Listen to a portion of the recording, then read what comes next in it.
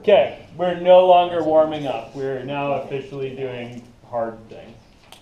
So here we have problem 63 out of 5.1, which is me wondering about two exponential curves, right? You guys all see that? Like, here I've got some exponential curve. It's shifted, I don't know, left or right or something? Shifted left. Left? Right? So this is our usual exponential growth curve shifted left. And then this is a exponential growth curve with a different base, right? With some kind of vertical stretch on it. And I'm wondering, when do these two hit? You guys see that? Okay, so let me see if I can straighten that out. What do I do to both sides first? Natural log. Yeah, why? What's your motivation for natural logging both sides? To get rid of the E and put the X in. Okay, so you're doing natural log because you see an E here, right? Mm-hmm. And then how is that going to help you on this side? Because you can pull an X down eventually. Yeah, good. If you fiddle this around a little bit, you'll be able to pull the X out of the exponent, right? Same thing like the previous problem we did, right? It doesn't really matter what kind of log you hit this thing with. This one's going to be a lot easier if you use the natural log because you can get rid of the E right away. You guys see that? So on the left-hand side, I'm going to have ln of e to the x plus 5. And on the right-hand side, I'm going to have ln of 7 times 2 to the x.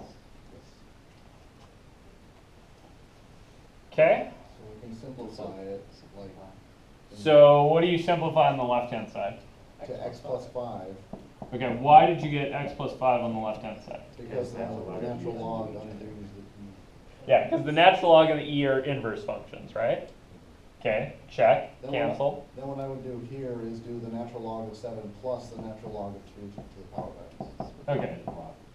So this step, right, is on this side is simplify, right? And on this side is log rule. Because I'm assuming that's what it wants us to do with the 7 times 2 thing. Totally. Yeah, I think that's what you have to do. My goal, right, is to get the x out of that thing. Wouldn't it be? I can't get the x off because there's that 7 in the way. Right, so I get the 7 out of there using the addition log rule. And what was your question here? Since the 7 and the 2x were separate, couldn't you natural log 7 times the natural log 2x? Wouldn't it be a times? No, it's addition. That's the log rule about addition. That's log of a times b is log of a plus log of b. Yeah, but it would be just like logging both numbers separately instead of together, right? So it would be log a times log b instead of just moving it together. couldn't you? Logs don't work that way. No. So You remember can that add most one of number these, into a log, two numbers. yeah, so That's all. this is one number right now that's getting fed into the log function, right? Okay. Functions don't generally allow you to just do the function to the pieces, Okay. right? The log function has the very special property that when you log multiplication of two things, you can translate that into logging the things and then adding together. That's super unusual. Things like that don't happen for most functions. Like if I had sine of 2x, I'd be totally shit out of luck on simplifying it. It's just sine of 2x. There's nothing I can do. But logs, I have another tool I can play with. Okay, so I think I'm here. Now what? Can you do log rules on the natural log of 2x and bring the x down? Good. There's an x in the exponent, right? So I can log rule that thing down. And so I'll get x plus 5 equals log of 7 plus x log of 2. Yes. But at that point, could you divide by x? Maybe apply it to that whole x plus 5 thing? How do you get all the x's and numbers on the same sides? Yeah, so this is just a category question, right? So right now this is scary because there's ln's of stuff in here.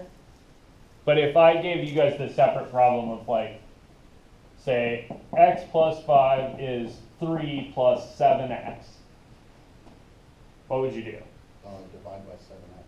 No. subtract by 7x. Yeah, you'd subtract 7x, and then you'd subtract 5.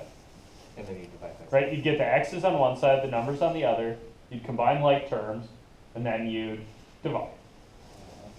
So we're gonna do that exact same thing here, because we have x plus 5 equals some number plus x times some other number. So we're gonna group x's to one side, numbers to the other. So I'm going to, I guess, subtract x times ln of 2. Cool. So I'm going to get x minus x log 2 plus 5 equals log of 7. You guys with me on that? Okay. Now what else do you need to move? And subtract 5. Good. You need to move the number to the other side, so you subtract 5.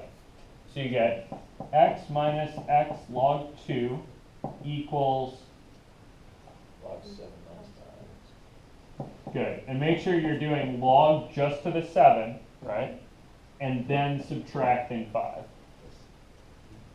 You guys with me on that? Is that as exact as we can get? That's as good as you're going to get. Can't you pull? Oh, sorry. I'm not done. This is exact as I can get for that side. Now what do I need to do? I need to get the x by itself, right? Factor it out. Good, so let's factor an x out of the left side. This is really combined like terms, right? You have an x, one x, and then somebody took away log 2 of your x's. So you have how many x's left? X minus. 1 minus log 2 x's. You guys see that? If I multiply that back in there, I get what I had in the line before. That's okay. And this is equal to natural log of 7 minus 5. Oh, that's, And then you multiply by 1 over 1 minus log 2. So you get x is natural log of 7 minus 5 divided by 1 minus natural log of 2. oh, that's so cool. That is super cool. And if you want an exact answer or some sig figs or, wait, sorry. Negative 9. Let me phrase that again. This is the exact answer, right? Done. Circle, check. If you want an approximation or you want to find it on a ruler, right? Then you cram this into a calculator. Cool? Questions, things?